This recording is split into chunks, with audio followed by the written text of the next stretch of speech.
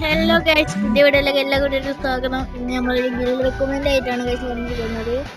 Guild കയറാൻ താല്പര്യമുള്ളവർക്ക് WhatsApp കമ്മ്യൂണിറ്റിൻ്റെ link ഞാൻ ഡിസ്ക്രിപ്ഷനിൽ ഇടാം.